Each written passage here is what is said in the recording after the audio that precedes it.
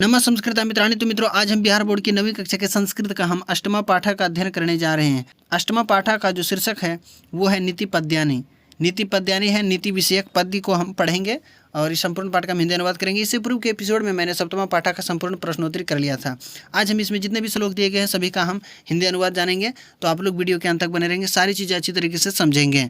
तो चलिए बिना विलंब के इस वीडियो को प्रारंभ करते हैं। तो इस वीडियो में आप देख सकते हैं यहाँ पे संस्कृत भाषायां नीति विषयकम विपुलम साहित्यम वर्तते। इन संस्कृत भाषा में नीति विषयक जो सुंदर साहित्य हैं, अच्छे साहित्य हैं। संस्कृत भाषा में नीति विषयक जो है बहुत ही अच्छे साहित्य हैं। सदाचारस्य शिक्षया नीति ही मानवान उन्नतान करोति, यानी सदाचार की शिक्षा के लिए नीति मनुष्यों को उन्नति करता है, मनुष्यों की उन्नति को बढ़ाता है। नीति क्वचित कथा रूपेण प्रकाश्यते क्वचित पद्य रूपेण, यानी कि नीति कहीं कहीं जो है ये कथा के रूप में प्रकाशित होता है, कहीं कहीं ये श्लोक के रूप में पाया जाता है।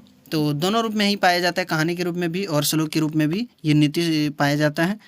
पंचतंत्रम कथात्मको नीति ग्रंथ अस्ति, यानी पंचतंत्र कथात्मक नीति ग्रंथ है। नीति शतकम चाणक्य नीति दर्पण विदुर नीति एवं आदि ग्रंथ पद्यात्मक। ये जो नीति शतक है और चाणक्य नीति है और विदुर नीति, ये जितने आदि ये और भी एक दो ग्रंथ कोई भी और भी हो सकता है। तो ये तीनों के तीनों जो ग्रंथ दिए गए हैं ये पद्यात्मक है। पूर्ण रूप से इसमें सिर्फ और सिर्फ श्लोक ही दिया गया, श्लोक के माध्यम से नीति को बताया गया है। इसमें सर्वे अपि ते मानवस्य प्रगतिम उपदिश्यन्ति, यानी सभी ये तीनों के तीनों जो ग्रंथ है श्लोक में दिया गया है, ये सभी जो है मनुष्य के प्रगति के लिए ही उपदेश करते हैं, मनुष्य को जीवन में आगे बढ़ाने के लिए ही उपदेश देते हैं। इसके द्वारा उपदेश पाया जाता है, हम लोगों को मिलता है। ते मानवः तय मानवः विचारपूर्वकं स्वकीयं मार्गं निश्चित्य सत्कार्यं कृत्वा उन्नतो भवति समाजस्य हिताय उपयोगी च जायते। यानी उसके द्वारा मनुष्य जो है विचार करके, यानी इस नीति ग्रंथ को पढ़ करके मनुष्य जो है विचार करके उस पर जो है अपने मार्ग में जो है अपने जीवन के मार्ग में निश्चित जो है अच्छे कर्म करके उन्नति को प्राप्त करता है, उसे उन्नति होता है, समाज के हित के लिए और उपयोगी होता है। ये प्रस्तुते पाठे भर्तृहरिकृतस्य नीतिशतकस्य सरलानि पद्यानि संकलितानि सन्ति, यानी कि प्रस्तुत पाठ में प्रसिद्ध नीतिकार जो भर्तृहरि हैं उनका जो प्रसिद्ध ये नीति है, नीति ग्रंथ है नीति शतक। तो नीति शतक का जो है सरल श्लोक जो है यहाँ पे लिया गया है प्रस्तुत पाठ में, हम लोग उसी को पढ़ेंगे। तो चलिए शुरू करते हैं, सभी श्लोक को जानते हैं। तो इसमें जो पहला श्लोक दिया गया है आप देख सकते हैं स्क्रीन पे, अज्ञः सुखम आराध्य सुखतरम आराध्यते विशेषज्ञः ज्ञान लवद उर्विदग्धम ब्रह्मापि नरम न रंजति। देखिए यहाँ बहुत ही सुंदर श्लोक है। अज्ञः का अर्थ इसमें जो है, अज्ञः का अर्थ होता है इसमें मूर्ख। आराध्य सुखम का अर्थ होता है सुख, आराध्य का इसमें अर्थ होता है आदरणीय। और सुखतरम का अर्थ इसमें होता है महान कार्य को। विशेषज्ञों का अर्थ होता है विशेष ज्ञान रखने वाले, विशेष चीज़ों को जानने वाले। आराध्यते यानी आदर करते हैं, इसमें आराध्यते जो दिया गया है आदर करते हैं। ब्रह्मापि यानी ब्रह्मा भी, नरम माने मनुष्य को, न रंचति यानी प्रसन्न नहीं कर सकता है, नरम माने मनुष्य को। और यहाँ पे दिया गया है ज्ञान लवद उर्विदग्धम का अर्थ होता है दुष्ट पंडित।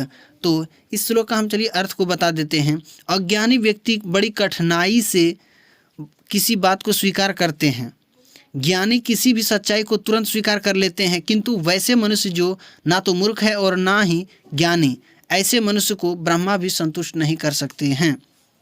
इसलिए कहा भी गया है कि आधि ज्ञान जो है बहुत ही हानिकारक होता है, यानी अधजल गगरी छलकत जाए, ऐसी एक कहावत है, ऐसी एक लोकोक्ति है, प्रसिद्ध है। अधजल गगरी छलकत जाए यानी कि अधूरे ज्ञान जो है मनुष्य को लेके डूबती है।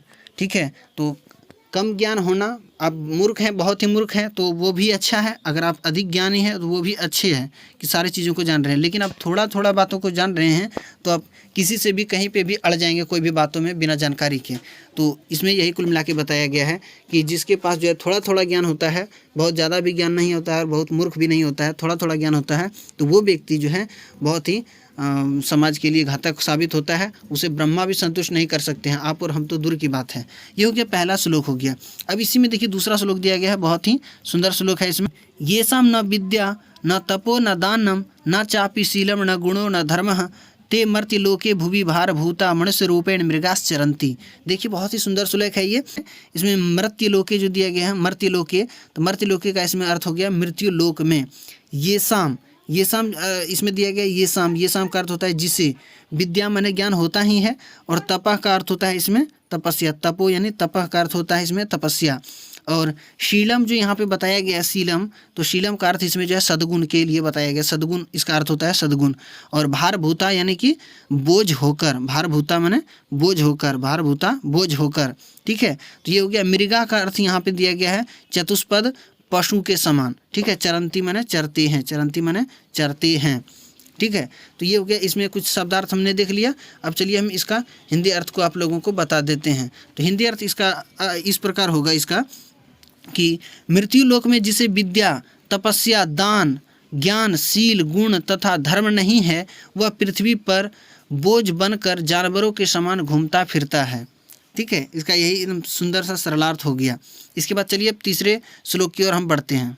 तो चलिए हम तीसरे श्लोकार्थ को जान लेते हैं। अर्थ को जानने से पहले इसमें कुछ शब्दार्थ को जान लेते हैं। जाड्यम का अर्थ होता है जड़ता को यानी मूर्खता को। इसमें धियो, धियो यानी कि बुद्धि, बुद्धि के बारे में बताया गया। धियो यानी कहता है हरति माने हरण करता है, हरता है। सिंचती यानी सींचता है। वाची, वाची माने वाणी, वाणी में, वाची माने वाणी में। और सिंचती माने सींचता है, ये तो हो ही गया दिश। इसके बाद है इसमें मुख्य जो है इसमें पुमशाम, पुमशाम जो है ये मनुष्यों को, पुमशाम माने मनुष्यों को हो गया, पुमशाम माने मनुष्य को हो गया। और इसके बाद इसमें सत्संगति माने अच्छी संगति हो गया। और इसमें जो दिया गया है इसमें जो और दिया गया मानोन्नतिम, मानोन्नतिम माने मान एवं उन्नति को। चेता माने चित्त को, इसमें जो चेता दिया गया है चेता माने चित्त को। दिक्षु माने दिशाओं को, दिक्षु माने दिशाओं को। तनोति माने फैलाती है, तनोति माने फैलाती है।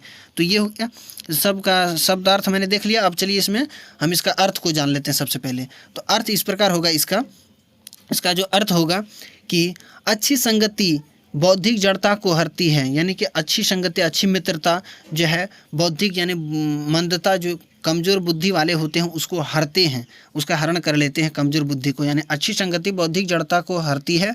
वाणी में सच्चाई का संचार करती है, प्रतिष्ठा एवं उन्नति प्रदान करती है, पाप को दूर कर मन को प्रसन्नता प्रदान करती है, सभी दिशाओं में यश फैलाती है। इस प्रकार सत्संगति मनुष्यों का क्या नहीं करती है, अर्थात सब कुछ करती है। तो ये हो गया तीसरा श्लोक का सुंदर अर्थ हो गया। और इस श्लोक में जो दिया गया है तीसरा श्लोक में वसंत तिलका छंद का प्रयोग हुआ है। और ये जो दूसरा श्लोक मैंने अभी पढ़ा, दूसरा श्लोक में जो है उपजाति छंद का प्रयोग हुआ है। और पहला जो श्लोक दिया गया, पहला श्लोक में आर्य जाति छंद का प्रयोग हुआ है। अब चलिए चौथे श्लोक की ओर बढ़ते हैं। चौथा श्लोक अब इसमें है इस प्रकार, प्रारभ्यते न खलु विघ्न भयेन निश्चय, प्रारभ्य विघ्न विहता विरमन्ति मध्याः, विघ्ने पुनः पुनरपि प्रतिहन्यमाणा, प्रारब्ध उत्तम जना न परित्यज्यन्ति। देखिए बहुत ही सुंदर श्लोक है। इस श्लोक में हम सर्वप्रथम इसमें कुछ शब्दार्थ को जान लेते हैं। नीचे का अर्थ होता है नीचे का अर्थ होता है नीच द्वारा, जो नीच विचार के लोग होते हैं उसके द्वारा। देखिए इसके बाद एक देखिए मनुष्य तीन प्रकार के होते हैं। एक होता है निम्न विचार वाले, एक होता है मध्यम विचार वाले, एक होता है सबसे उत्तम विचार वाले, ठीक है। तो तीन प्रकार के जो है मनुष्य पाए जाते हैं, तीन प्रकार के मनुष्य जो है पाए जाते हैं। मध्या का अर्थ होता है इसमें मध्यम कोटि के लोग, मध्यम विचार वाले लोग। नीचे का अर्थ होता है नीच विचार वाले लोग। और उत्तमा का अर्थ होता है उत्तम विचार वाले लोग, ठीक है। ये इसमें शब्दार्थ हो गया। और इसमें और भी हम लोग जान लेते हैं। इसमें है परित्यज्यन्ति, परित्यज्यन्ति है तो परित्यज्यन्ति का अर्थ हो जाएगा इसमें त्यागते हैं, परित्यज्यन्ति का अर्थ हो जाएगा इसमें त्यागते हैं। ये हो गया। खलु माने निश्चित ही, निश्चय ही, खलु माने निश्चय ही, अवश्य ही, न माने नहीं। भयन जो दिया गया है बाधाओं के भय से, विघ्न भयन का अर्थ हो गया इसमें बाधाओं के भय से। विघ्न विहिता जो दिया गया, विघ्न विहता तो बाधाओं के कारण, विघ्न विहता जो दिया गया बाधाओं के कारण हो गया। तो इसका शब्दार्थ हो गया। अब चलिए इसका हम सरलार्थ को जान लेते हैं, हिंदी अर्थ को जान लेते हैं। नीच लोग, नीच विचार वाले लोग बाधाओं के भय से कोई काम आरंभ नहीं करते। मध्यम कोटि के लोग काम शुरू तो करते हैं परंतु बाधाओं के उपस्थित होने पर काम बंद कर देते हैं। किंतु उत्तम विचार वाले लोग, उत्तम लोग जब काम आरंभ करते हैं तो बार बार बाधाओं से पीड़ित होने के बावजूद अपना काम जारी रखते हैं, अर्थात काम करना बंद नहीं करते। ऐसे उत्तम विचार के लोग होते हैं। तो ये हो गया इसका सुंदर सरलार्थ हो गया। ये चौथा श्लोक का हो गया। और चौथा श्लोक में जो दिया गया है इसमें वसंत तिलका छंद का प्रयोग हुआ है। अब चलिए पांचवा श्लोक इसमें दिया गया है। निंदन्तु नीति निपुणा यदि वा अस्तुवन्तु लक्ष्मी समाविशतु गच्छतु वा यथेष्टम अद्य व मरणमस्तु युगांतरे वा न्यायात् पथः प्रविचलन्ति पदम न धीरा। देखिए बहुत ही सुंदर श्लोक है। ये जो श्लोक है इसमें कुछ शब्द आए हैं, निंदंतु है, निंदंतु शब्द आया है। लक्ष्मी इसमें जो आया है, लक्ष्मी का अर्थ होता है इसमें धन की देवी, जो जानते हैं लक्ष्मी वही होता है। निंदंतु का अर्थ होता है निंदा करें। और नीति निपुणा शब्द आया है, उसका अर्थ होता है नीतिज्ञ यानी नीति को जानने वाला। इसके बाद नीतिमय निपुण। और अस्तुबंतु आया है, अस्तुबंतु का अर्थ हो गया इसमें स्तुति करें। और लक्ष्मी का अर्थ तो आपको पता ही है कि धन की देवी के बारे में अब यहाँ कहा गया लक्ष्मी। समाविशतु आया है, समाविशतु का अर्थ हो गया समीप आए। यथेष्टम आया है, इसके बाद गच्छतु, वही तो गच्छ यानी धातु है, जाना का अर्थ हो गया यहाँ पे। और समाविशतु, समाविशतु तो हम बता ही दिए, समाविशतु समीप आए। और इसमें यथेष्टम मने स्वेच्छा से, अपनी इच्छा से। अद्य मने आज ही, आज ही, अद्य मने आज ही। इसके बाद युगांतरे, युगांतरे आया है, युगांतरे का अर्थ होगा इसमें युग बीत जाने पर। न्यायात पथ, न्यायात और पथ, पथ मने मार्ग हो गया। और न्यायात का अर्थ हो जाएगा न्यायोचित, न्याय से उचित, ठीक है। धीरा, इसमें धीरा शब्द आया है, इसमें धीरा यानी कि धैर्यशाली हो जाएगा या बुद्धिमान कह सकते हैं आप। इसके बाद पदम, पदम का अर्थ होता है कि एक कदम भी, पद मने कदम होता है, ठीक है, एक कदम भी। तो ये हो गया इसमें कुछ शब्दार्थ। अब चलिए हम इसका हिंदी अर्थ को जान लेते हैं। तो इसका हिंदी अर्थ इस प्रकार होगा, यदि नीति में कुशल लोग धीर पुरुषों की निंदा करें अथवा वे स्तुति करें, यदि लक्ष्मी उसके पास आ जाए अथवा अपनी इच्छा से चली जाए, यदि आज ही मृत्यु हो रही हो अथवा युग के बाद हो, किंतु धीर पुरुष न्यायोचित मार्ग से एक कदम भी विचलित नहीं होते हैं। ये इसका सुंदर सरलार्थ हो गया। अब चलिए अगले प्रश्न, अगले श्लोक की ओर हम बढ़ते हैं। और इस श्लोक में जो है वसंत तिलका छंद का प्रयोग हुआ है। ये 5वां श्लोक है, इसमें वसंत तिलका छंद का प्रयोग हुआ है। इससे पूर्व चौथा में भी वसंत तिलका और तीसरा में भी वसंत तिलका छंद का प्रयोग। इसके बाद चलिए अगले श्लोक की ओर बढ़ते हैं। छठा श्लोक अभी इसमें दिया गया, सिंह शिशुरपि निपतति मदमलिन कपोल भित्तिषु गजेषु प्रकृतिरियं सत्वतां न खलु व्यस्तेजसो हेतु। यानी कि ये बहुत ही सुंदर श्लोक है। ये छठा श्लोक है आपका इस पाठ का, ये छठा श्लोक है। अपी का अर्थ तो आप लोग जानते ही हैं कि भी होगा। शिशुरपि, शिशुरपि, शिशु धन अपी हो जाएगा, तो अपी का अर्थ होता है भी। और सिंह का अर्थ तो जानते हैं कि शेर होता है, सिंह का अर्थ तो आप लोग जानते हैं कि शेर होगा। गजेशु, गजेशु माने हाथियों पर होगा। कपोला माने गाल, कपोला माने गाल हो जाएगा। भित्तिषु में, यहाँ पे भित्तिषु में सप्तमी बहुवचन का प्रयोग हुआ है इसमें। और मदमलिन, मदमलिन जो शब्द आया है यानी मदमत यानी कि बहुत ही अपने चाल में मस्त मगन और बहुत ही हेल्थी हाथी के बारे में यहाँ पे वर्णन किया गया कि बड़े हाथी, बड़े से बड़े हाथी के बारे में यहाँ पे प्रस्तुत कर रहा है। नीतिकार जो है बड़े हाथी को प्रस्तुत कर रहा है। निपतति, निपतति इसमें आया है एक शब्द, तो निपतति का अर्थ होता है आक्रमण करता है, आक्रमण करता है। और इसमें आया है वयः, वयः जो इसमें शब्द आया है वो उसका वयः का अर्थ होगा इसमें उम्र, वयः का अर्थ होता है उम्र। और तेजसो, तेजसो का अर्थ हो जाएगा पराक्रम। और हेतु का अर्थ होता है कारण। तो सत्वताम यानी कि बलवानों का, सत्वताम यानी बलवानों का। तो इसका जो सरलार्थ हो जाएगा हिंदी अर्थ, हम लोग हिंदी अर्थ को जान लेते हैं। सबसे पहले, सिंह का बच्चा भी मदोन्मत्त हाथी के गाल पर आक्रमण करता है। संसार में बलवानों का कारण उम्र नहीं बल्कि उसका पराक्रम होता है, अर्थात जो पराक्रमी होता है उसके लिए उम्र का कोई महत्व नहीं होता। ये इसका हिंदी अर्थ हो गया, सरल अर्थ हो गया। अगर हम इस श्लोक को समझने का प्रयास करें तो इसमें कहा जा रहा है महाकवि, ये नीतिकार के द्वारा यह संदेश है, संदेश देना चाहते हैं नीतिकार कि ज्ञानी या विद्वान व्यक्ति की उम्र को नहीं देखा जाता बल्कि उसकी विद्या या ज्ञान को देखा जाता। जैसे सिंह का बच्चा छोटा होने के बावजूद हाथी पर आक्रमण कर देता है, उसी प्रकार यदि बालक कम उम्र का है किंतु उसमें परिपक्व ज्ञान है तो वही श्रेष्ठ है, क्योंकि बल या उम्र से कोई श्रेष्ठ नहीं होता, अपितु अपने ज्ञान से श्रेष्ठता हासिल कर लेता है। संसार में वही महान है जो बुद्धि से श्रेष्ठता होता है, जो ज्ञान में श्रेष्ठ होते हैं। ये हो गया इसका भाव, यही निकल रहा है इस श्लोक का। और इसका सरलार्थ तो मैंने आपको बता ही दिया। अब इसमें 7वां श्लोक दिया गया है, आरंभ गुरुवी क्षयिणी क्रमेण लघ्वी पुरा वृद्धमुपेति पश्चात दिनस्य पूर्वार्ध परार्ध भिन्ना छायेव मैत्री खल सज्जनानाम। ये देखिए बहुत ही सुंदर श्लोक है, इस 7वां श्लोक है इस पाठ का। और इसमें जो है एक आरंभ का अर्थ तो आप लोग जानते ही हैं कि आरंभ का अर्थ होता है इसमें शुरू, यानी कि प्रारंभ होता है कोई भी चीज़ शुरू में। और गुरबी माने गुरबी का अर्थ हो जाएगा इसमें बड़ी, गुरबी जो आया है गुरबी का अर्थ हो जाएगा बड़ी।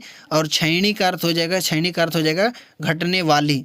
इसके बाद लघवी, लघवी का अर्थ, लघवी माने छोटा, लघवी माने छोटी। और पूरा माने पहले। और इसमें और एक शब्द आया है पूरा माने पहले हुआ। और इसके बाद पश्चात, पश्चात माने तो आप लोग जानते हैं कि बाद। दिन से माने दिन के, पूर्वार्ध माने दोपहर के पहले का समय को जो बताया जा रहा है इसमें। और परार्ध माने दोपहर के बाद, पूर्वार्ध माने दोपहर के पहले, परार्ध माने दोपहर के बाद, ये आया है। और छायेब, छायेब आया है, छायेब माने छाया की तरह, मैत्री माने दोस्ती हो गया इसमें। और खल माने दुष्ट, खल माने दुष्ट को बताया गया। सज्जनानाम माने सज्जनों की, सज्जनों की, सज्जनों के, ये हो गया इसका शब्दार्थ। अब हम इसका हिंदी अर्थ को भी जान लेते हैं। तो हिंदी अर्थ इसका इस प्रकार होगा, दुष्टों और सज्जनों की मित्रता क्रमशः दिन के पूर्वार्ध और उत्तरार्ध की छाया जैसी अलग अलग प्रकार की होती है। दोपहर के पहले छाया लंबी होती है, पुनः छोटी होती जाती है। दुष्टों की मित्रता में भी यही स्थिति होती है, किंतु सज्जनों के साथ मित्रता में दोपहर के बाद वाली छाया की स्थिति की होती है, जो क्रमशः बढ़ती जाती है। ये हो गया इसका सरलार्थ हो गया, सुंदर अर्थ हो गया इसका, इस श्लोक का हिंदी अर्थ हो गया इसका। अब चलिए हम आखिरी श्लोक जो है 8वां श्लोक की ओर बढ़ते हैं। विपदि धैर्यमथा अभ्युदये क्षमा सदसि वाक्पटुता युधि विक्रमः यशसि चाभिरुचिर्व्यसनम श्रुतो प्रकृति सिद्धिमिदम ही महात्माणाम। ये देखिए बहुत ही सुंदर श्लोक है, 8वां श्लोक है, ये आखिरी श्लोक है इस पाठ का। विपदी का अर्थ हो जाएगा यहाँ पे विपत्ति में। धैर्यम का अर्थ हो जाएगा यहाँ पे धैर्य। यथा का अर्थ होगा जैसे। इसके बाद अभ्युदय का अर्थ होता है उन्नति। इसके बाद इसमें है क्षमा, क्षमा का अर्थ तो आप लोग जानते ही होंगे, क्षमा का अर्थ होता है वही क्षमा करना। इसके बाद है इसमें सदसी, सदसी आया है, सदसी मैंने सभा में। वाक्पटुता, वाक्पटुता आया है इसमें। तो वाक्पटुता यानी प्रवीणता के लिए बताया गया है यहाँ पे प्रवीणता। युधि यानी कि युद्ध में, युधि माने युद्ध में। और विक्रमा यानी कि पराक्रम, विक्रमा यानी कि पराक्रम। यशस्वी माने प्रशंसा यहाँ पे आया है। और इसमें आया है अभिरुचि, चौधन अभिरुचि, चौधन अभिरुचि, चौधन अभिरुचि माने इच्छा या कामना। और महात्मा नाम इसमें आया है एक शब्द, तो महापुरुषों के, इसके बारे में इसमें बताया गया है। कुछ हमने शब्दार्थ को देख लिया, अब इसका हिंदी अर्थ को भी हम लोग जान लेते हैं। हिंदी अर्थ हो जाएगा इसका कि विपत्ति में धैर्य, संपन्नता में क्षमाशीलता, सभा में कुशल संभाषण, युद्ध में पराक्रम, प्रशंसा सुनकर घमंड न होना, ये महापुरुषों यानी कि महान व्यक्तियों के स्वाभाविक गुण हैं। अर्थात महान व्यक्ति अपने दायित्व निर्वाह पर ही ध्यान रखते हैं। ये हो गया इसका हिंदी सरलार्थ, यानी कि महान व्यक्ति की ये सारी पहचान है। महान व्यक्ति में जो है विपत्ति में धैर्य, संपन्नता में क्षमाशीलता, और सभा में कुशल संभाषण, और युद्ध में पराक्रम, प्रशंसा सुनकर जो है इसको घमंड नहीं होता है। ये सभी जो जितने भी ये गुण हैं ये सभी के सभी महान व्यक्तियों में होता है। वे दयाशील होते हैं, दयालु होते हैं महान व्यक्ति, और सभी को सम्मान आदर करते हैं। तो ये हो गया इस श्लोक का सुंदर अर्थ हो गया। और इस ये जो 8वां श्लोक है, 8वां श्लोक में जो है ये ध्रुवलंबित छंद का प्रयोग हुआ है इसमें। और इससे पूर्व में मैंने सप्तमा पद जो ये देखा, इस 7वां श्लोक जो देखा, इसमें जो है उपजाति छंद का प्रयोग हुआ है। और इससे पहले षष्ठा में जो है आर्या जाति छंद का इसमें प्रयोग हुआ है। तो ये इस प्रकार थे। यहाँ पे अष्टमा पाठा का सभी श्लोक मैंने पढ़ लिया, यानी नीति पद्या ने यहाँ पे जो है संपूर्ण पाठ का मैंने हिंदी अनुवाद करवा दिया है आपको। और आशा करते हैं कि ये वीडियो आपको बहुत ही अच्छी लगी होगी, और अच्छी लगी तो आप वीडियो को लाइक जरूर करेंगे और चैनल को सब्सक्राइब कर लेंगे आप, अगर अभी तक नहीं किए हैं तो। और मिलते हैं इसका प्रश्नोत्तरी के साथ अगले वीडियो में, तब तक के लिए नमः संस्कृत, धन्यवाद।